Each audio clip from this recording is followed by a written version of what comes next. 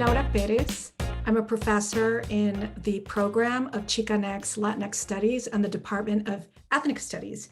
And I am the chair of the Interdisciplinary and Transamerica's Latinx Research Center, which was previously known as the Center for Latino Policy Research. I'm interested especially in the decolonizing potential of the arts and of spirituality. So my work has looked in the arts, especially at literature, especially experimental literature, visual arts, and performance art. And part of my work has been looking at the ways in which that art uses non-Western, indigenous of different types, and African diasporic worldviews or philosophies, which then lead to aesthetics or ways of thinking about what we call art making today, right?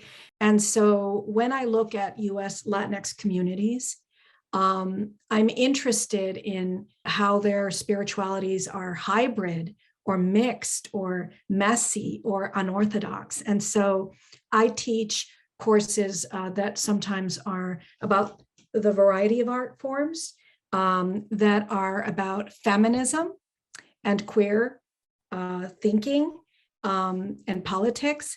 But I also teach a course which is Latinx religion and philosophy.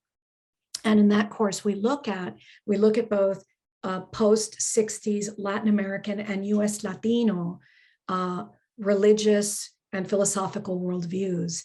My teaching also, by the way, includes the thinking through art making of other US women of color. When you're thinking about how feminist and queer thought develops, it's a mistake to think that they develop in a completely autonomous, right, way. They develop in conversation with what similar thinkers and activists and artists are developing. So I love teaching those courses too, where we're looking at that conversation happening back and forth between different communities of color. In 2019, I published a book called Eros Ideologies, Writings on Art, Spirituality, and the Decolonial. In that book, I look at the different art forms of queer, Peruvian, Guatemalan, Chilean, US artists, as well as Chicana artists. The writing is sometimes it's poetic, sometimes it's journalistic, sometimes it's straightforward scholarly with lots of footnotes. And so the idea there was to do a scholarship that's experimental. Right now, in fact, earlier this morning, I was working on the final proofs of a book that will come out in July.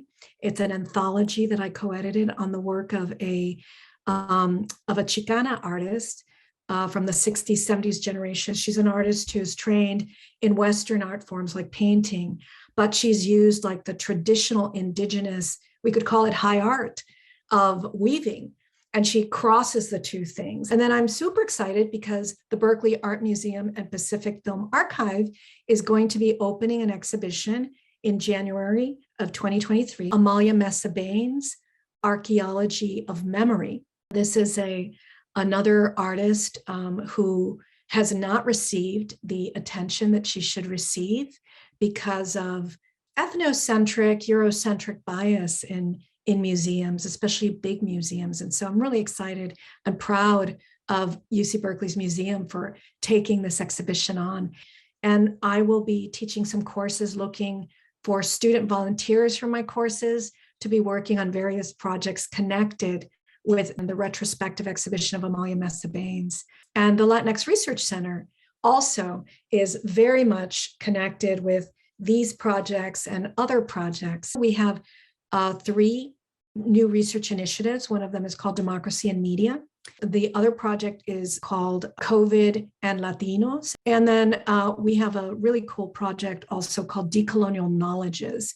And that's a project where people from different branches, different fields of study on campus come together to really try to put into dialogue different kinds of indigenous and African diasporic thought, along with Western philosophy and critical thought. So I encourage students and new faculty, as well as staff, to contact us at the Latinx Research Center. We are creating many projects that are about creating community, becoming a hub on campus, but also in California and in the country, and even internationally for people who are interested in these kinds of questions.